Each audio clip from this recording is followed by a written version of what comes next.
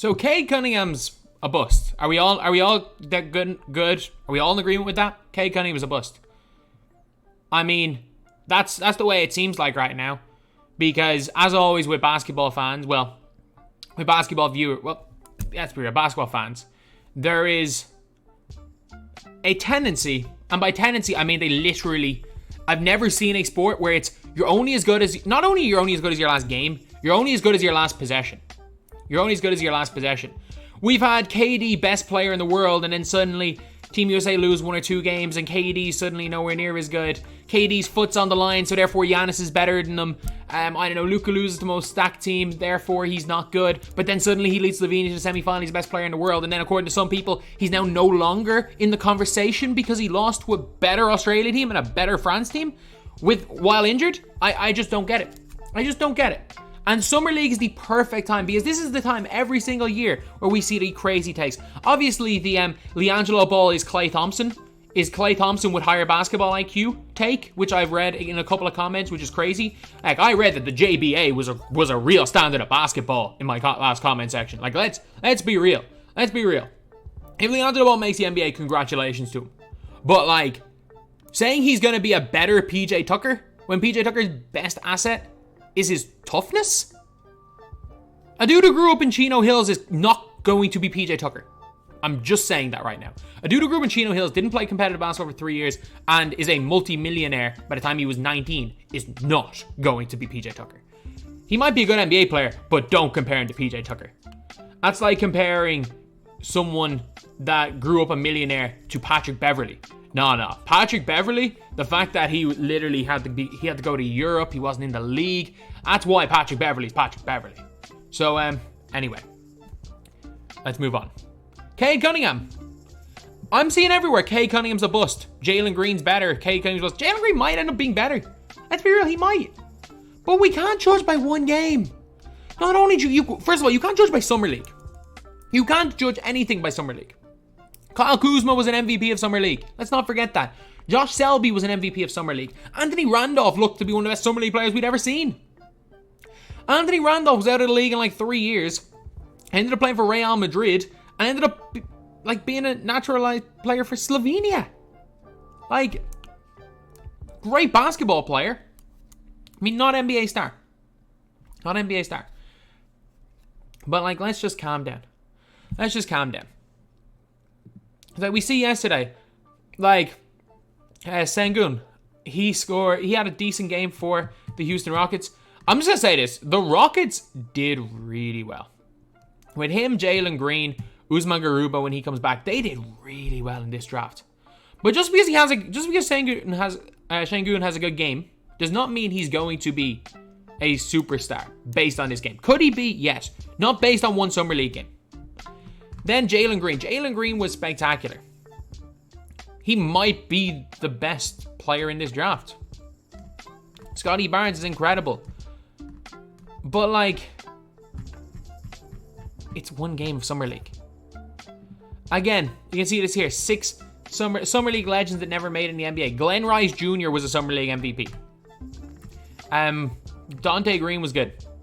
This guy here, I can't even pronounce his name, and I'm not even going to attempt to pronounce his name, but this is one of the biggest busts of all. This guy is like a bigger bust than Darko Milicic. Trust me on that. And then Josh Selby again. The guy who shared an MVP with Damian Lillard. But the opposite is true. Sometimes Summer League does show something. Dame is a prime example. But after seeing all of these comments, I actually went and looked at Reddit, and someone had the exact same thought as me. I'm like, they're giving Cade Cunningham the Trae Young treatment right now. Do you guys not remember what happened with Trae Young in Summer League and the first half of his rookie year? Do you not remember the Trae Young treatment? Let's not do this again. Lads. We've already gone through it with Trae Young. We've already gone through it. If you guys don't know, Trae Young literally had one of the worst Summer Leagues we'd ever seen. Like 23% from field, 13% from 3. He literally was just chucking up bricks. He was terrible.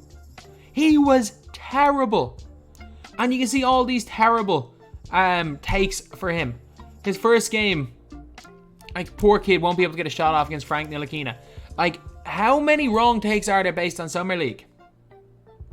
It is crazy. It is absolutely crazy. But it works both ways. If a player is bad in Summer League, the worst take I saw was Josh Giddey sucks because, quote, he has no bag. Josh Giddey rolled his ankle in the first possession of the game. He went to the basket and rolled his ankle. He was like limp. He tried to play through it for a few minutes. Did poorly. But he was hurt. And then all of a sudden now it's, let's laugh at OKC fans. They took the terrible pick because, you know what? Bouknight went and had a great Summer League game. Could Bouknight be better than Josh Giddey? Maybe. We don't know. But the fact that, yes, last night Bouknight played better doesn't mean that he's better. Just like you could go to a random April night back in 2014 and see the Corey Brewer drop 55 points. On that given night, did he play better than anyone else in the NBA? Yes. But was he ever the best player in the NBA? No. So can we stop judging basketball on one game? Can we stop judging things on one game? I get it. Everyone is a prisoner at the moment. Even me to an extent. But we can't start looking at things as one game. For example, I remember someone was saying, I remember seeing a take being like, Giannis is the best player in the world after he won Game 7 in the NBA Finals. But like, you can argue Giannis is the best player in the world. No question about that. You can make that argument. But I read this take.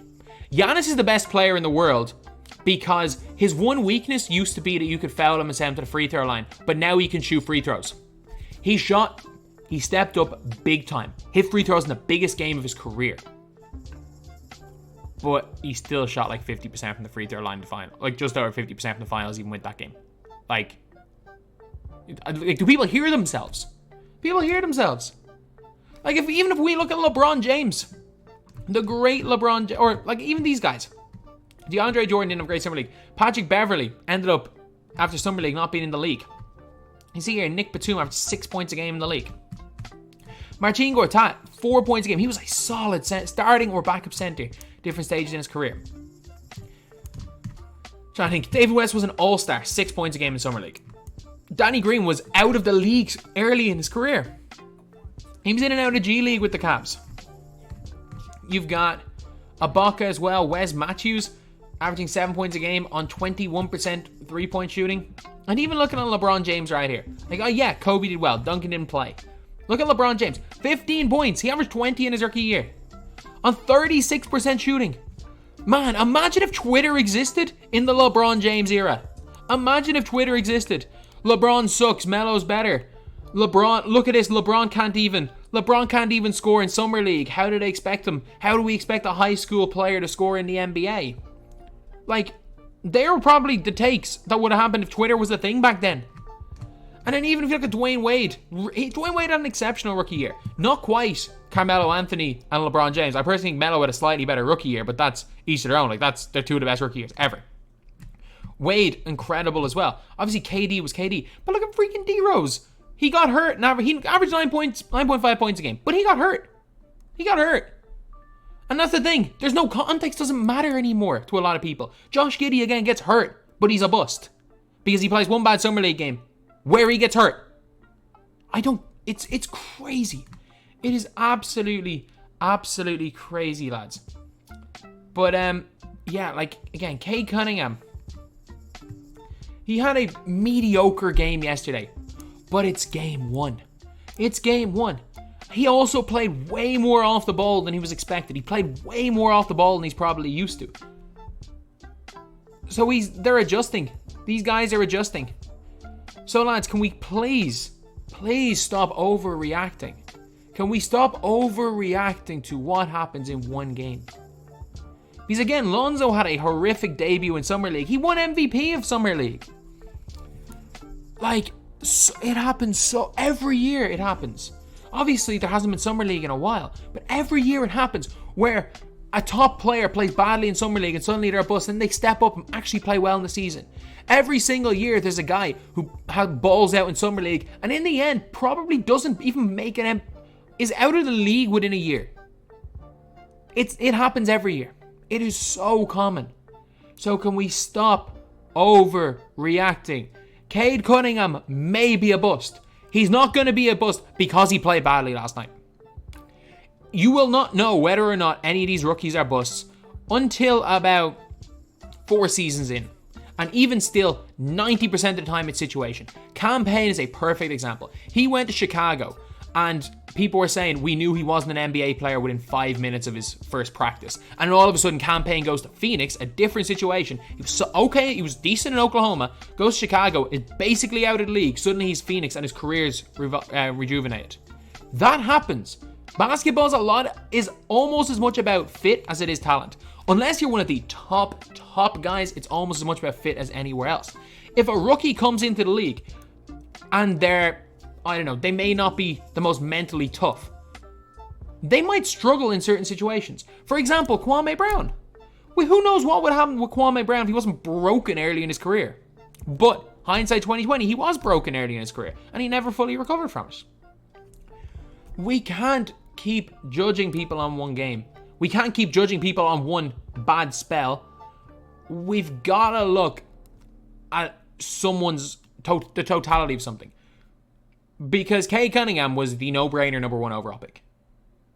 No question about it. He was the no-brainer number 1 overall pick. Totality of everything he's done, he was the no-brainer number 1 overall pick.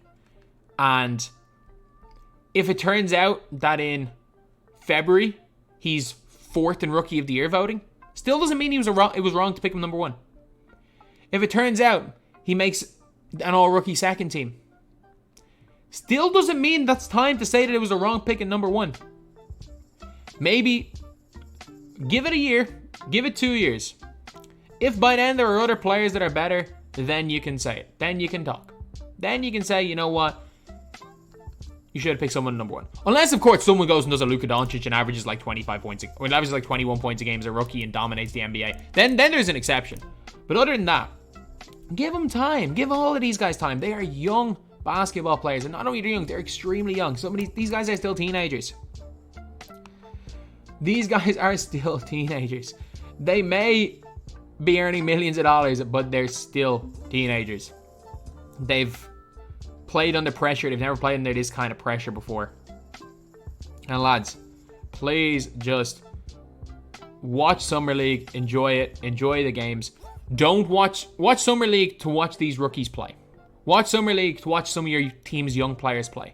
Do not watch Summer League with the hope that you are watching the start of a superstar career, because it's just never the case. A player might end up being a superstar after having a great Summer League. But there are more examples of people having brilliant Summer Leagues and mediocre NBA careers, or having bad Summer Leagues and spectacular NBA careers, than there are guys that have been spectacular in both right out of draft. So yeah, that's pretty much it. This video is going to be titled something ridiculous like Cade Cunningham is a bust, but sure, look, it's all I've been reading all day on Twitter anyway, so yeah, why not? So anyway, that's the video. Thank you guys for watching. Please like, comment, and subscribe.